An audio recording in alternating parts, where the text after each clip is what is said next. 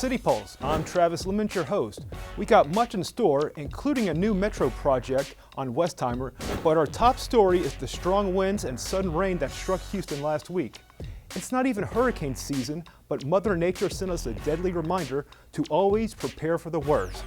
It was boots on the ground as Mayor Whitmire and our first responders checked on folks around town. But not even the mayor expected to see such deplorable conditions at one apartment complex for the disabled in North Houston. We have discovered at a couple of locations, Independence Hall on Burris Street, the residents were abandoned by management Thursday evening. They haven't had energy. They haven't had food. Their insulin has been ruined. We were notified of this, and I can't begin to tell you the response that was so impressive by Houston Fire, Houston PD, the Health Department, the Salvation Army, the Red Cross. All the stakeholders ran to Independence Hall, and that's where I'm headed. Horrible. It's horrible. It really is. All the food is running, so it's just eating whatever it can get, someone can give. We've had no power at all, no air, no hot water. Nobody has cared anything about coming to check on us, to get us any help or anything. Our management, when they never have showed up. The horrible conditions, this whole complex has been neglected for years. The absentee landlord, the absentee owner, obviously doesn't care. Unfortunately, when you're low income, you just have to survive. It's been hell, honey. We were burning up in here. My roommate had to go to the hospital.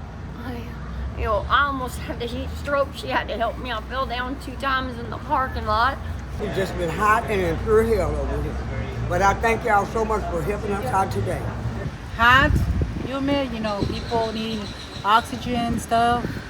But thank God that the police and thanks to the mayor, they were able to bring out stuff that people needed here.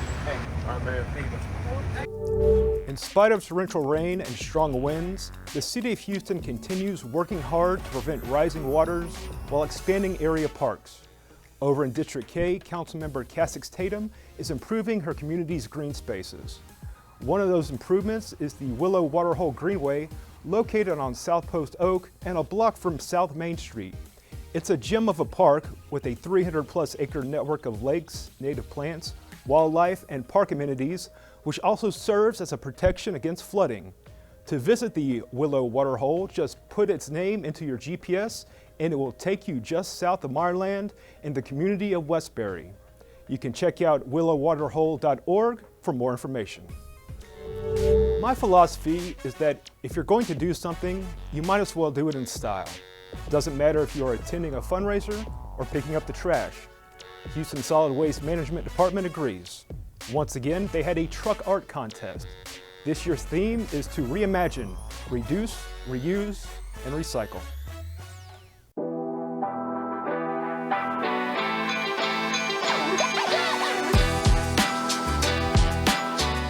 My name is Cynthia Zoe. I go to DeBakey High School. I entered this through my teacher. My name is Jalen Wan. I'm in 8th grade. I go to Mandarin Immersion Magnet School. I found this program because my parents told me about it. I was quite bored over the weekend, so they found me something to do. It's a really nice thing. My name is Baraka Farooq, and I go to T.A. Rogers School.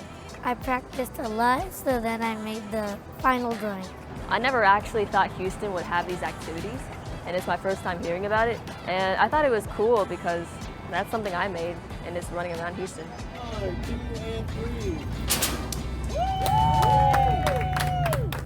I felt pretty excited, when I saw this, whoa, that's pretty big on a garbage truck.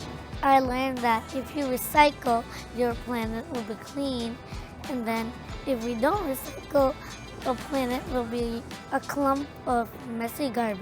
We have a lot of creative students, in our district, and with some of the grade levels, I was very surprised of the artistic, the creativity, and the things that they have done. We're really excited that the students really participated. 100 applications, 100 submissions. we are just grateful that we're able to spread the message of recycling. Absolutely, it's been phenomenal. You know, the level of support that we've gotten, there's no way we get to where we are today without their support, without Mayor Whitmire, without the council members. It only goes up from here. Stay with us through the break and find out why Mayor Whitmire got to work when he picked up a shovel. See you soon.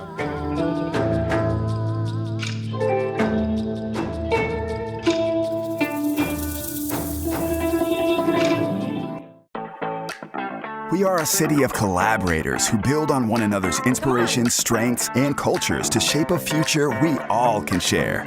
Together, we are more than 7 million ingredients that make something that cannot be discovered, tasted, or invented anywhere else. Come on.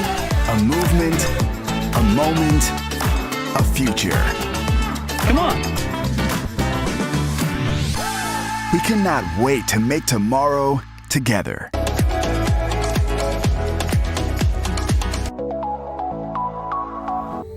As we went to break, we played a piece of music in honor of Asian American, Native Hawaiian, and Pacific Islander Heritage Month.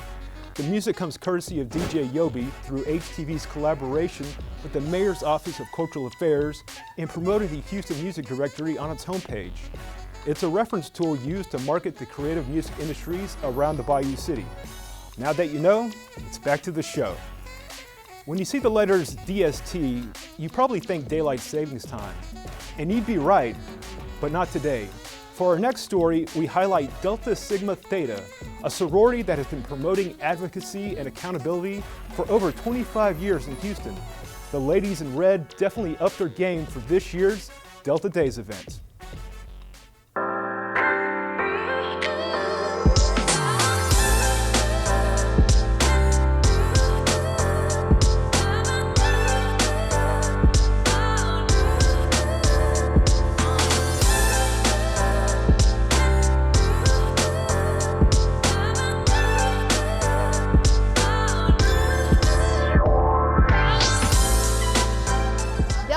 All about the local Houston chapters coming together to develop and put plans in place to support social action advocacy within our communities. It's about, getting outside of our walls and going out there to just help the communities that we all set up to serve. Also, as a young person, it's very informative to kind of know how I can communicate with my peers and get them involved in their community as well. The success of the numerous programs of Delta Sigma Theta has benefited American society just as significantly as it has benefited the many African American women who have been directly involved. It's a way for us to come together to figure out ways that we can go back to our community to talk with them and educate them on voting rights, getting them registered to vote, also helping us to know in our areas what it is we can do with things like public safety, economic injustice, and different things like that, just to fall in line with what Grand Chapter is wanting us to do. Delta Sigma Theta was founded on the premise of public service to the community. And so events like this help us focus our efforts and our energies on things that are important to our chapters and our sorority on a national basis. We cannot just go out to vote during the national elections or the local. We have to go to our school board. We have to go wherever it's impacting our community, especially negatively. So we're here today at City Hall to see what's going on and let them know what advocacy we want to push, what our agenda is, just like we go to the state capitol to do the same thing, and also our nation's capital. We impact all areas of our community, from economics to education to physical and mental health to international awareness and involvement to political awareness and involvement. Get curious about the data in your service area, so then you can curate your local programming, your local priorities, and how to serve. Help us be an extra set of eyes and ears. We are champions for our communities, We want people to be able to live with health and safety. We are about advocacy and change. I want them to know that Delta Sigma Theta Sorority Incorporated is here for them. Anything that we can do to help improve the lives of those in our communities, that's what we want to do. So when they see red and white, when they see Deltas, they know that, hey, these women are about change, advocacy, and they want to make our lives better. We've always been a part of social action, and that's something we've always pushed, and that's something we continue to. Especially with today's climate, it's something we should push and make sure that policies are changed and changes are made. My favorite part about the organization is just all of the contacts and the relationships that we're able to foster. But even more than that, being able to come together locally. It's important for us to come together on a local level because this is where we are and making a difference in our local communities. But public safety is also about when we look at making sure we have street lights in our neighborhoods. Are you safe getting off the Metro bus and walking to the public park? If you don't feel safe, I'm sure the next family member won't feel safe. We want people to be happy, healthy, and productive citizens. So our initiatives help us help the community to do those things. So our advocacy, our police in the streets, our trying to get people out to vote, to register to vote, to be educated about voting has helped in that way. I think speaking for the underserved, because so often they don't know where to go, they don't know how to go about getting the benefits that they so rightly deserve, and that's what we do. We are that voice for persons who don't necessarily have a voice, who are marginalized in our community. So for me, that's what's important about my service in this organization. Being a part of something that's bigger than myself and having a greater impact, that's something I've always wanted to do since before becoming a member of Delta Sigma Theta, and now I'm not only be able to give a bigger impact on my campus, but in the community as well. A lot of things are happening, but we do need you all. It's the wisdom of the elders, but the young people have the energy. The interdependency of modern American society is the positive proof that what is good for Delta Sigma Theta is good for America. I set up the tease at the end of the last segment, so it's time for the payoff. Mayor Whitmire joined Metro Chair Elizabeth Gonzalez-Brock to break ground on the Boost 82 Westheimer Improvement Project. Boost 82 is set to add 50 new bus stops, new sidewalks, and much-needed road repair for a 6-mile stretch from Westheimer and 610 to downtown Houston. This is the new beginning. We're not going to tolerate broken infrastructure, whether it's our roads and streets or our drainage. We're going to fix Houston. That's what the public expects, and they have a right to receive. So I'm here this morning. I could be at 100 places as mayor of Houston this morning.